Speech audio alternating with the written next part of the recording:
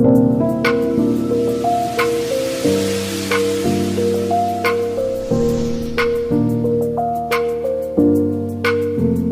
imagine holding a piece of paper, blank on both sides, right?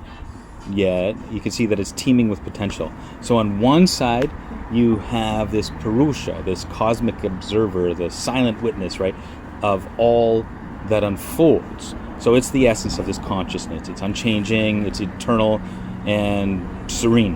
And on the other side of this piece of paper, right, you find this Prakriti, the dynamic force of nature, this ceaseless dance of creation, preservation, and destruction. So this is the realm of form, energy, and movement. So together, they weave the tapestry of the universe. So two sides of the same existence, inseparable and interdependent. So we can't really strip away one side of the paper without affecting the other here, right? So Purusha, in its purest form, is the stillness within us that remains untouched by the turmoil of our daily lives. So it's this silent observer within ourselves, unattached, uninhibited, unadulterated awareness itself. So it's the consciousness that perceives but does not act, just perception itself for the sake of perception. So Purusha is like a mirror. It reflects everything without itself being altered, right? So it's our, you could say, our true self. It's beyond the ego and beyond the many roles that we play in our life. So it's the ultimate subject. It's never an object to anything. So it's eternally present, but beyond grasp. So, but then we have Prakriti on this other side of the paper. It's the canvas upon which all of life and this entire cosmos unfolds. So it's the primal matter, the source of all forms and phenomena. So in Prakriti, we see the dance of these three gunas, which are sattva, which is balance and harmony, rajas, which is activity and restlessness, and tamas, which is inertia and darkness. So these qualities interplay to create the diversity of the material world, right? From like things like the majestic mountains to these delicate petals of a flower, right? From this vast cosmos to the microscopic cells in our bodies. Every bit of matter, everything within creation itself. So the relationship between Purusha and Prakriti is like the dance of the wave and the ocean. So while they appear distinct, right, the wave and the ocean, they are just inherently one thing, water, right? So the wave can't exist without the ocean, just as the manifest world of Prakriti can't be the underlying consciousness of Purusha. So this ocean remains unchanged by the waves, just as Purusha remains untouched by the activities of this Prakriti itself. And in this kind of cosmic play, Purusha provides the awareness that enables Prakriti to be experienced. So without this Purusha, Prakriti's dance would just go by completely unnoticed, unobserved, and unappreciated.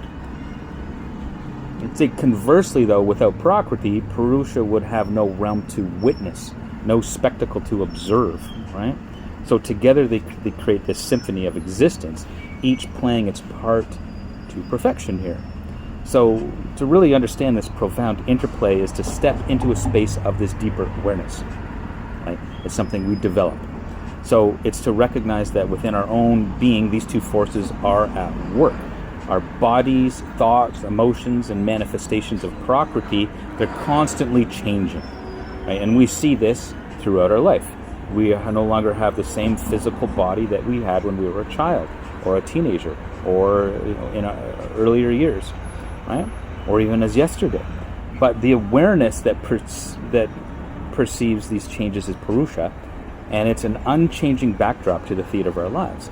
So when we look back at our lives, we can see that awareness itself is no different than awareness we have now. The information, the experiences, the feelings, the situations, they have all changed, right? And we tend to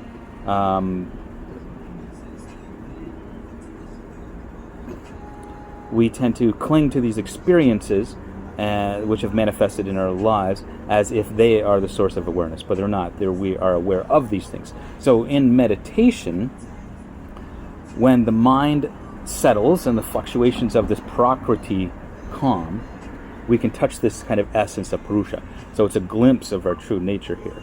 It's a moment of profound stillness and clarity.